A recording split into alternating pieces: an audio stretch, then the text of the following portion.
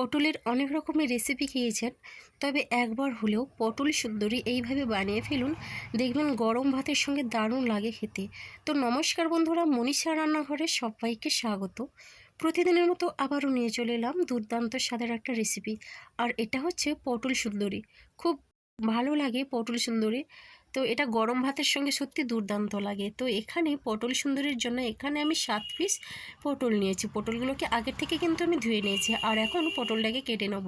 তবে এই কাজটা আপনারা যদি ছুরি দিয়ে করতে পারেন, ছুরি দিয়ে করবেন। আমার মনে হয় সবথেকে সহজ লাগে আমাকে বঁটিতে। তো বঁটিতেই আমি পটলটাকে প্রথমে এই উপরে যে আঁশের মতো জিনিসটা আছে ওটা আমি তুলে দিচ্ছি, আর বঁটিতেই বেশ সুন্দর করে আমি কেটে নেব। আর এই পটলগুলো কিন্তু অনেকটা টাটকা তাজা পটল। এইভাবেই পটলগুলোকে নিতে হবে। এইরকম তাজা টাটকা পটল হলে কিন্তু পটল সুন্দরীটা খুব ভালো হয়। তো বন্ধুরা দেখুন, খোসাগুলো কিন্তু উপর থেকে আমি তুলে দিয়েছি।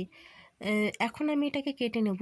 এবার দেখুন এইভাবে করে দুই সাইড থেকে আমি কিন্তু কেটে নেব। প্রথমে এই সাইডটা আমি এইরকমভাবে কেটে নিচ্ছি। একই রকমভাবে না, দু সাইডটা এভাবে কেটে নিতে হবে। প্রথমে যখন কাটা হবে মানে খুব একটা বোঝা যাবে না, কিন্তু এটা যখন রান্না হবে না তখন কিন্তু খুব সুন্দর লাগে দেখতে। তো দেখুন বন্ধুরা, অপর সাইডটাও আমি এইভাবে কেটে নিচ্ছি। তবে এটা কিন্তু খুব বেশি করে কাটা যাবে না, মাঝখান থেকে কিন্তু দুভাগ হয়ে যাবে, তখন কিন্তু ভাজার সময় খুলে যেতে পারে। তার জন্য এইভাবে করে একটু একটু কেটে নিতে হবে। এই রকম করে আমি সবগুলো কেটে নেব। যারা পটল একদম পছন্দ করে না, আবার অনেক বাচ্চারা পটল খেতে চায় না, পছন্দ করে না, যদি এইভাবে পটল সুন্দর বানিয়ে দেওয়া যায় বাচ্চারা অনায়াসে কিন্তু পটল খেয়ে নিতে পারবে। তো বন্ধুরা দেখুন, একই রকমভাবে আমি সবগুলো কিন্তু কেটে নেব। আর রেসিপির শুরুতেই বলি, প্রথমেই লাইক দিয়ে ভিডিওটি শুরু করুন। ভালো লাগলে লাইক, শেয়ার, কমেন্ট এবং সাবস্ক্রাইব করে আমার পাশে থাকবেন। তো বন্ধুরা, এখনও যারা আমার চ্যানেলটিকে সাবস্ক্রাইব করেননি, প্লিজ সাবস্ক্রাইব করে পাশে থাকা বেল আইকনটি প্রেস করে নোটিফিকেশন অল করে দিন, তাহলে কিন্তু সবার আগে আপনি আমার নোটিফিকেশান পেয়ে যাবেন। মোটামুটি আমার পটলগুলো কিন্তু কাটা হয়ে গেছে, আর দেখতে কতটা সুন্দর হয়েছে দেখুন এক একটা। এটা ভাজার পরে কিন্তু আরও দেখতে ভালো লাগবে। তো বন্ধুরা, এখন আমি এই পটলের মধ্যে কিছু মশলা দেবো। তো আপনারা চাইলে এখানে শুধু নুন হলুদ মাখিয়ে এটা ভেজে নিতে পারেন। আমি কিন্তু একটা মশলা দেব। তো প্রথমেই দেখুন, এখানে স্বাদের জন্য আমি দিয়ে দিচ্ছি লবণ, আর দিচ্ছি পরিমাণ মতো হলুদের গুঁড়ো। এবার একটু ঝাল ঝাল লাগবে, তার জন্য আমি দিয়ে দিচ্ছি একটু লঙ্কার গুঁড়ো। লঙ্কার গুঁড়োটা দিলে একটু ঝাল ঝাল লাগে, তাতে করে কিন্তু পটলের এই রেসিপিটা অনেকটা ভালো লাগে খেতে। এখন আমি দিয়ে দিচ্ছি জিরের গুঁড়ো, আর দিচ্ছি ধনে গুঁড়ো। তো বন্ধুরা, জিরে গুঁড়ো ধনে গুঁড়ো দিয়ে এখানে আমি এই রকম একটা চামচে দিয়ে দিচ্ছি বেসন।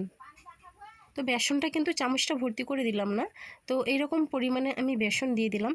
আর দিচ্ছি সবশেষে পাতিলেবুর রস। পাতিলেবুর রসটা দিলে কিন্তু খুবই ভালো লাগবে খেতে। তো আমি এখানে হাফ চামচ পরিমাণে পাতিলেবুর রসটা দিলাম, বেশি দিলাম না।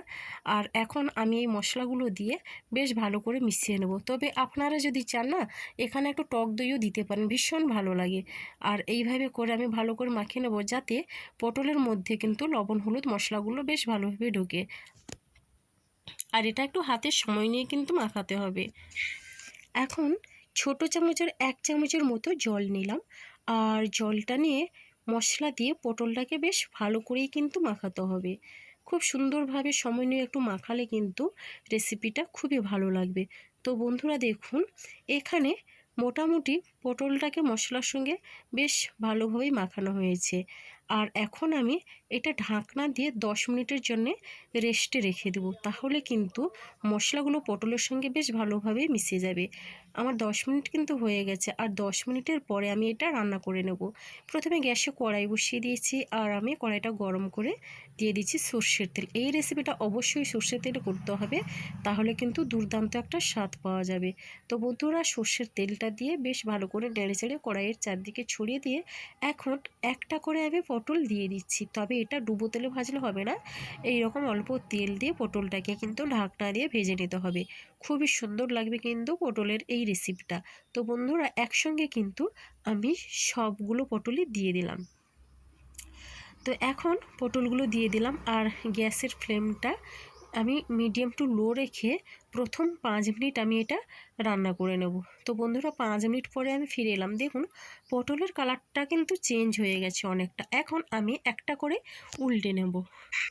যেহেতু পটলের গায়ে মশলাগুলো মাখা, তার জন্য কিন্তু গ্যাসের ফ্লেমটা কোনো রকমে হাই করা যাবে না। এটা সবসময়ের জন্যে মিডিয়াম টু লো ফ্লেমে রান্না করে নিতে হবে। যখন যেটা প্রয়োজন মিডিয়াম ফ্লেমে যখন দিতে হবে তখন দিয়ে এটা রান্না করে নিতে হবে, আবার কখনো লো ফ্লেমে দিয়ে।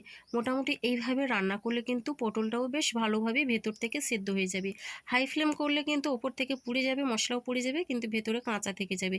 তার জন্য এটা মিডিয়াম টু লো ফ্লেমে পটলটাকে রান্না করে নিতে হবে। আরও 5 মিনিট আমি ঢাকনা দিয়ে রান্নাটা করে নিয়েছি। এবার কিন্তু পটলটা দেখুন বন্ধুরা পুরো সেদ্ধ হয়ে গেছে, দেখেই বোঝা যাচ্ছে।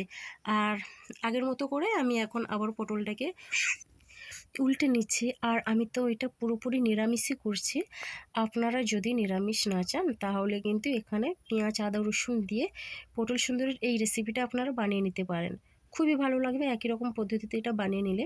তো বন্ধুরা দেখছেন পটল সুন্দরী কিন্তু আমার প্রায় হয়ে গেছে। আর এখন আবারও এক পিঠ আমি উল্টে দিচ্ছি। এইভাবে এক পিঠ আমি উল্টে দিয়ে আরও 3-4 মিনিটের মতো আমি ভেজে নেব। তবে বন্ধুরা পটলের মধ্যে কিন্তু অনেকটা জল থাকে, মানে যখন পটলটা সেদ্ধ হয়ে যায় পটল থেকে কিন্তু অনেকটা জল বেরোয়। তো এখন আমি খুন্তি দিয়ে এইভাবে চেপে চেপে পটল থেকে জলটা বের করে দিচ্ছি। এতে করে কিন্তু ভেতর থেকে খুব ভালোভাবেই ভাজা হবে।